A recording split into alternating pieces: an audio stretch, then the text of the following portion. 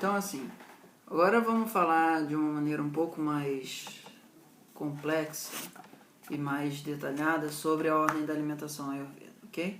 Tem aquele papo de que primeiro é o carboidrato simples, depois é o carboidrato complexo, depois é as coisas mais proteicas e depois é os legumes, etc. e tal.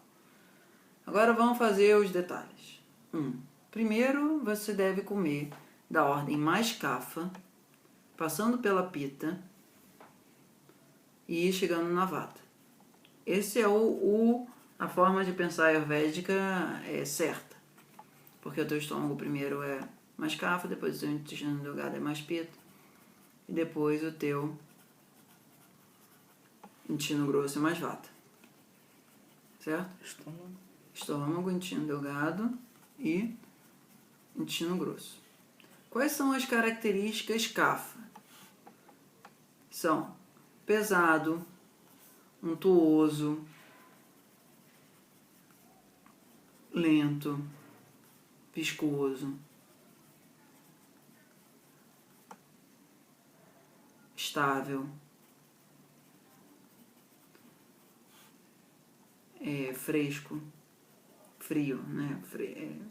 Temperatura, esse fresco. Quais são as características de vata? Leve, seco,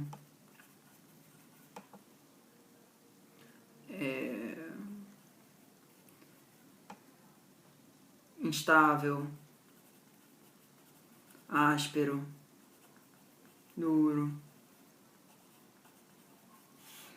Posso botar o café como mole?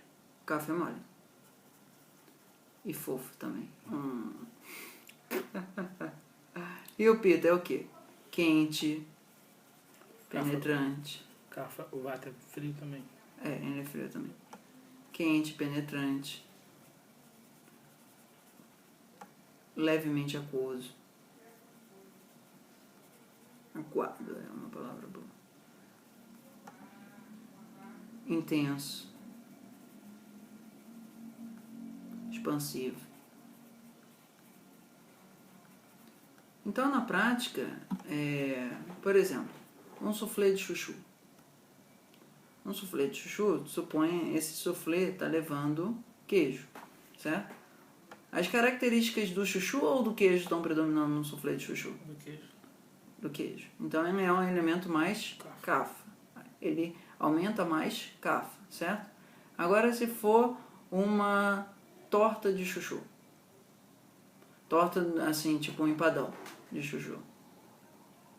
O empadão é bem seco. Ele fica bem mais seco do que o soufflé. E ele fica mais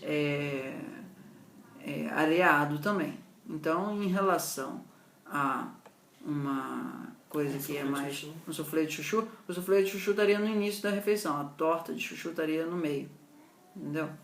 Então, a gente sempre tem que pensar assim, essas coisas que eu estou comendo aqui, o que é mais pesado, o que é mais untuoso, o que vai levar mais sangue rápido para o meu estômago, certo? Por exemplo, farofa. Farofa com couve, vamos supor. Farofa, a princípio, é Vata. vata porque é seco, mas é de aipim. Aipim, teoricamente, é um tubérculo, que seria carboidrato simples. Mas para o Ayurveda a gente vê muito mais os gunas do que tapioca, arroz ou qualquer coisa assim. Entenda bem, o que a nossa mente vivencia são esses atributos. A nossa mente se consegue relacionar com esses atributos. Então, agora é a parte mais interessante da história. Se você come uma farofa de couve no início, o teu corpo vai se apropriar mais do quê? Dos atributos de pesado que existe ali. O atributo do pesado e do leve não é uma coisa dicotômica, do tipo ou é pesado ou é leve.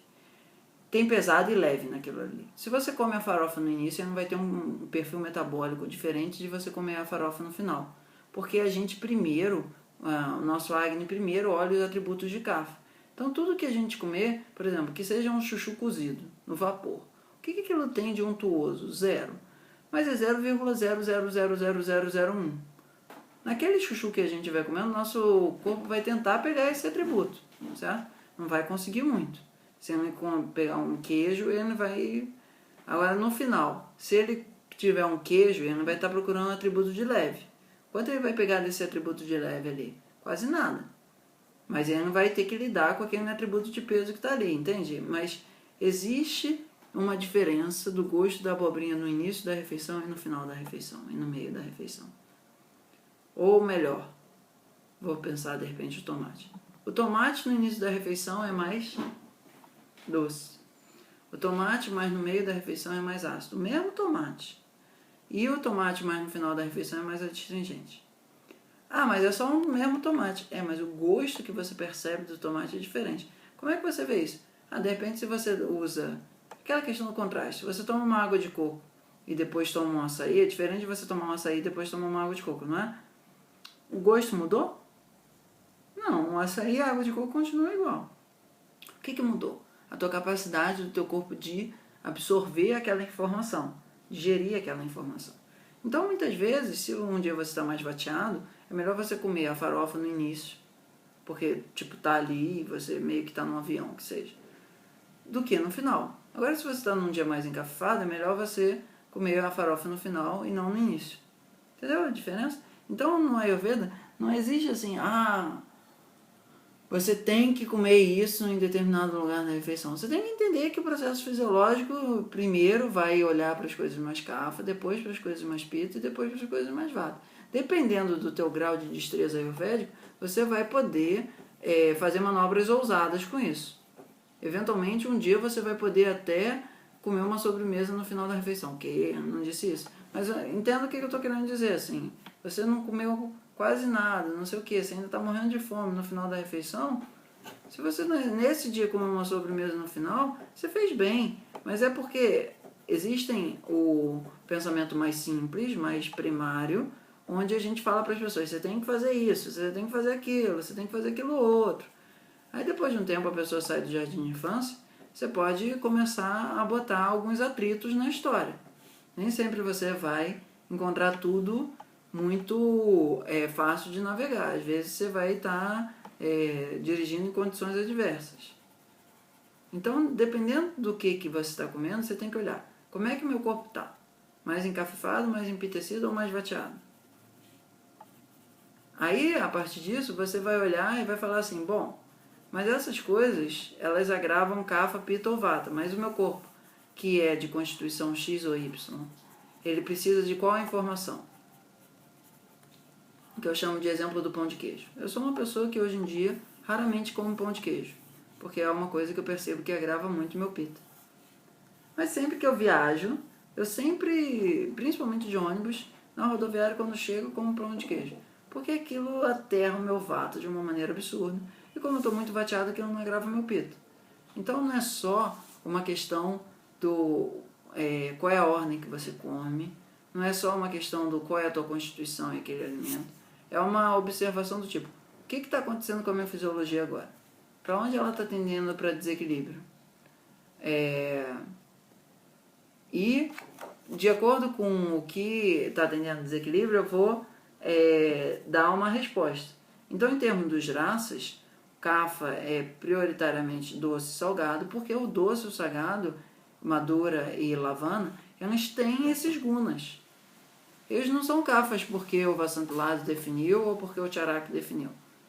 Eles são essas coisas porque eles apresentam esses gunas. O pitta é ácido e picante.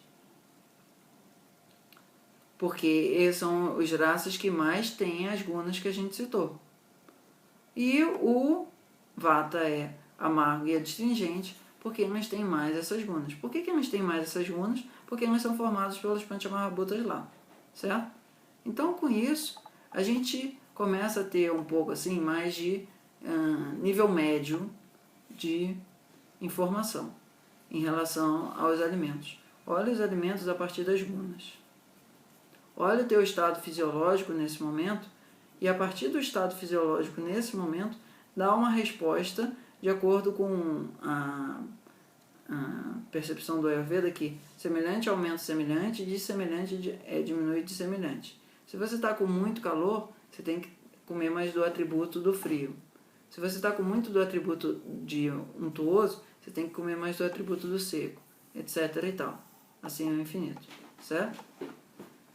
Então esse é um nível já mais aprofundado em termos de gunas em relação à ordem da alimentação no Ayurveda. Gunas no sentido desses 10 pares de princípios analíticos que a tua mente vivencia com facilidade. Depois disso, existe o nível superior, que é falar da alimentação em termos de sattva, rajas e tamas. É ver o impacto do que você está comendo em relação ao que, como é que está o fluxo de sentimentos, pensamentos, emoções no teu sistema a partir da impressão sensorial, gustativa. Aí tem a questão do será que esse é um alimento mais rajásico ou tamásico, etc. e tal, mas isso é um outro vídeo, porque corre um risco muito grande da pessoa ter aquela lista e falar, mas o abacate é tamásico, eu não vou comer mais abacate. Mas isso é aquilo. Mas então agora eu só vou comer cardamomo porque é sático. Aí fica gravando vata da pessoa. Não é bem isso. A gente, em termos de Ayurveda, precisa entender que o mundo de sattva, rajas e tamas, que também são gunas, ele é muito mais sutil e muito mais impactado pela mente do que o mundo denso dos alimentos de vata, pitta e kapha. Existe uma frase, eu acho que é no Bhagavad Gita, mas que Krishna fala: nenhum alimento que não foi oferecido a mim, aí você pode interpretar isso como sendo o divino, é um alimento tamásico, mesmo que seja o cardamomo, qualquer coisa que seja, entendeu? Brahmia, etc. A ideia é que aquilo dali tem uma propensão inata, mas tudo na existência carrega algum grau de sattva, rajas e tamas. E o que você se relaciona com aquilo é o fundamental. Então a gente precisa tomar um cuidado também do como a gente está comendo. Se você come uma comida, pode ser a coisa mais leve que seja, e você está com a tua mente pesada, aquilo provavelmente teu sistema vai incorporar aquela informação do peso para você. Então, quando for se alimentar, procura cultivar um estado mental onde, se você está mais vateado, você precisa de pé no chão, você precisa ter algum tempo de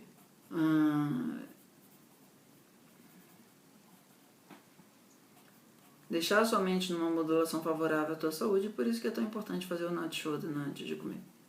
Porque no Nati Shodhana você permite que a sua mente saia de um padrão automático e possa voltar a um padrão mais consciente do que está acontecendo no teu sistema. Ok? Então, um pouco menos de isso tem que ser nessa ordem, isso tem que ser aquilo, eu vi o vídeo do Thiago, isso, aquilo, aquilo outro. Em um determinado momento é preciso tirar as fraldas e começar a poder estar autorizado a pensar. É claro que no início aquela ordem mais estruturada ajuda a pessoa a ter algum corrimão para se apoiar. Mas depois disso, tira o corrimão, tira a rodinha, porque a bicicleta não pode ficar você andando com ela para sempre, com uma estrutura que depois de um tempo você já não está mais cozinhando todo dia na tua casa, não sei o que e tal, você precisa conseguir fazer com que as coisas se adequem ao mundo e não você só com, meu Deus, mas isso não é de acordo com o que eu aprendi, o que eu faço agora? Pronto, já tem mais como pensar aí. Namastê?